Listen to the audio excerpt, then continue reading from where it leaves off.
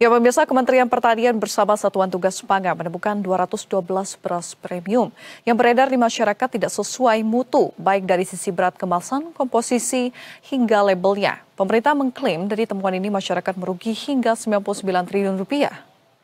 Terjadi kenaikan harga di saat stok kita tertinggi selama 57 tahun. Pemerintah tengah mengusut temuan dugaan kecurangan pada produk beras premium maupun medium yang beredar di pasaran. Sebelumnya, hasil investigasi Kementerian Pertanian dan Satgas Pangan Polri mengungkapkan setidaknya ada 212 merek beras yang terbukti tidak memenuhi standar mutu, baik dari sisi berat kemasan, komposisi, label, hingga harga eceran tertinggi.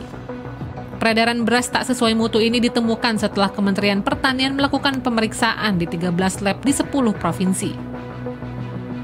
Aksi para mafia beras yang menjual beras tak sesuai standar dan volume yang tertera di kemasan telah menimbulkan potensi kerugian konsumen hingga 99,35 triliun rupiah per tahun ini. Berdasarkan hasil investigasi ini, Mentan Amran menegaskan pentingnya pengawasan yang lebih ketat terhadap distribusi beras di pasar agar konsumen tidak terus dirugikan.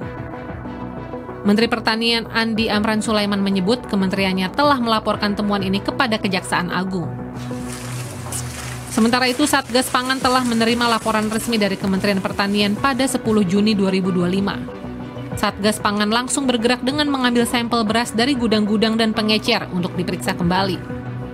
Pemeriksaan juga dilakukan dengan memanggil 8 perusahaan yang diduga memproduksi beras premium dan medium bermasalah.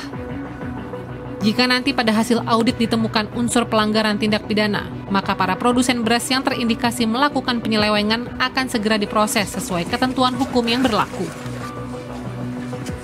Temuan Kementerian Pertanian kemarin bersama Satgas Pangan tentang beras di mana kualitasnya, mutunya, kuantumnya tidak sesuai dengan standar. Ada 212 yang ditemukan oleh Satgas Pangan dan Kementerian Pertanian. Bersama-sama itu tidak sesuai dengan regulasi yang ada. Semuanya ini yang 212 merek kami sudah kirim langsung ke Pak Kapolri, kemudian Satgas Pangan dan Pak Jaksa Agung. Mudah-mudahan ini diproses cepat. Kami sudah terima laporan tanggal 10, 2 hari yang lalu, itu telah mulai pemeriksaan. Sebelumnya, investigasi Kementerian Pertanian dilakukan pada periode 6 hingga 23 Juni 2025. Penyelidikan ini mencakup 268 sampel beras dari 212 merek yang tersebar di 10 provinsi dengan melibatkan 2 kategori beras, yaitu premium dan medium.